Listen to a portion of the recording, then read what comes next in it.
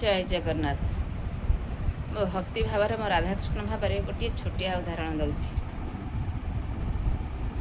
ଭଗବାନ ପ୍ରକୃତରେ କେଉଁଠି ଅଛନ୍ତି ଆପଣ ସମସ୍ତେ ଜାଣିବାକୁ ଚେଷ୍ଟା କରନ୍ତୁ।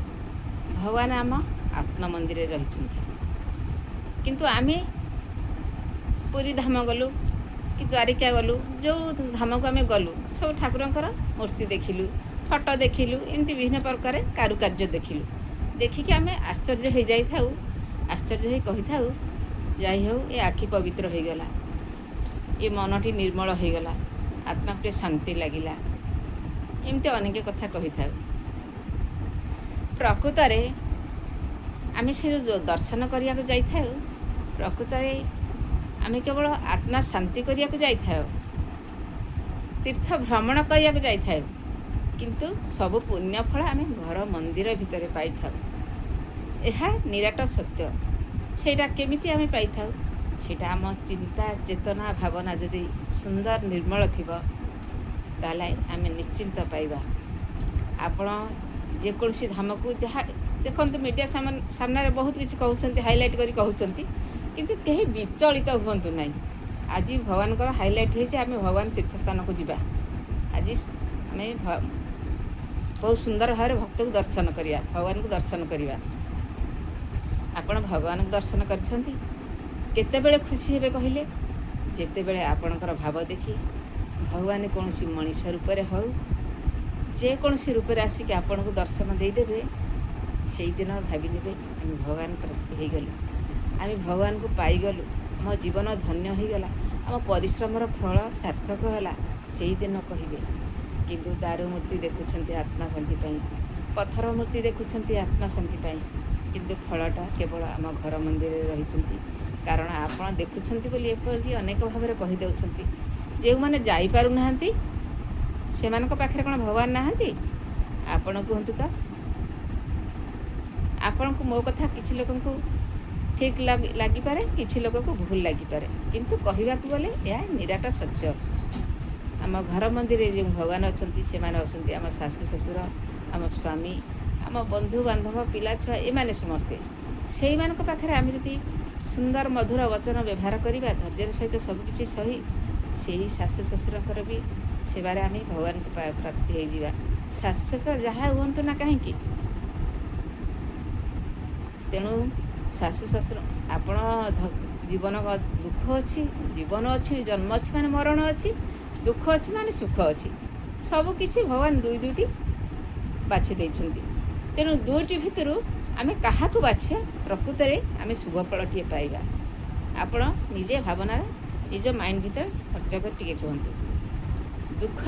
ଦୁଃଖ ସୁଖ ଭିତରେ ଆମେ କେବଳ ଦୁଃଖଟାକୁ ଭାବିବା। ଦୁଃଖଟାକୁ ଭାବିଲେ ଆମେ ସୁଖ ଶାନ୍ତିର ଫଳ ପାଇବା, ଏହା ନିରାଟ ସତ୍ୟ। ଆଉ ଆମେ ଭକ୍ତି ଭାବଟାକୁ ଭାବିଲେ, ତୀର୍ଥ ଭ୍ରମଣ କଲେ, ଦର୍ଶନ କଲେ ଆମେ ଭଗବାନ ପ୍ରାପ୍ତି ହୋଇଥିବା ଯେଉଁ ବଚନଟି ଆମେ ସୁନ୍ଦର ଭାବରେ କହିଥାଉ, ତାହା ନିରାଟ ସତ୍ୟ ନୁହଁ, କେବଳ ଆମେ ଆତ୍ମା ଶାନ୍ତି ପାଇଁ ଯାଇଥାଉ। ଶାଶୁ ଶ୍ୱଶୁର ସ୍ୱାମୀକି ପୂଜା କଲେ, ସେମାନଙ୍କୁ ମଧୁର ସରଳ ବଚନ କହିଲେ ଆମେ ପୂର୍ଣ୍ଣ ଫଳଟିଏ ପାଇଯାଇଥାଉ। ସେଇମାନେ ହିଁ ଆମର ପ୍ରକୃତ କଥା କୁହା ଭଗବାନ। ଆମେ କଥା କୁହା ଭଗବାନଙ୍କୁ ଆଘାତ ଦେଇକି ଆମେ ଯେତେ ଦିଅଁ ଦେବତା ପଥର ଦାରୁ ମୂର୍ତ୍ତିକି ଗଲେ ଆମେ କେବେ ଫଳ ପ୍ରାପ୍ତି ହୋଇପାରିବା ନାହିଁ। ଏତେ ଦଳାଦଳି ଘଣ୍ଟା ଚକଟାରେ ଯାଉଛନ୍ତି, ମୁଁ ଦେଖୁଛି, ମୋତେ ବି ସାଙ୍ଗମାନେ ଡାକି ନିଅନ୍ତି, ମୁଁ ଦେଖେ, ମୁଁ କେବଳ ମୋ ତର୍ଜମା କରିବା ପାଇଁ ମୁଁ ବିଶେଷ କହୁଛି, ସେଇଥିପାଇଁକି ଯାଏ। ସେ ତର୍ଜମା ଭିତରେ ମୁଁ କେତେ ଶାନ୍ତି ଅନୁଭବ କରେ, କେତେ ସୁଖ ଅନୁଭବ କରେ, ତାହା ମୁଁ ନିଜେ ହିଁ ଜାଣିଛି। ତେଣୁ ମୋ ପାଇଁ ଗଲେ ଖୁସି, ନ ଗଲେ ଖୁସି ବି।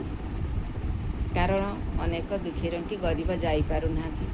ଆଉ ପୁରୀ ଧାମର ଯେଉଁ ଦରଦାମ ରେଟ୍ ଦେଖୁଛି କାଳିଆ ଠାକୁରରେ, ତ ଭକ୍ତଙ୍କୁ ତୁ ବୁଝେଇ ଦେ, ସେ ଘର ମନ୍ଦିରରେ ତାଙ୍କୁ ଦର୍ଶନ ଦେଇଦେ।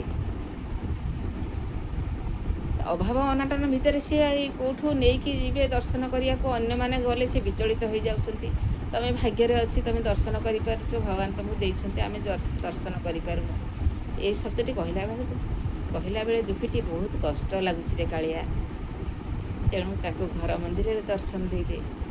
ତାଙ୍କ ମନରେ ଚିନ୍ତା ଚେତନା ଭାବନା, ଏ କଳିଯୁଗ ନୁହଁ ତ କାଳଯୁଗ, ଏଠି ଲୋଭ ସମସ୍ତଙ୍କୁ ଗ୍ରାସ କଲାଣି।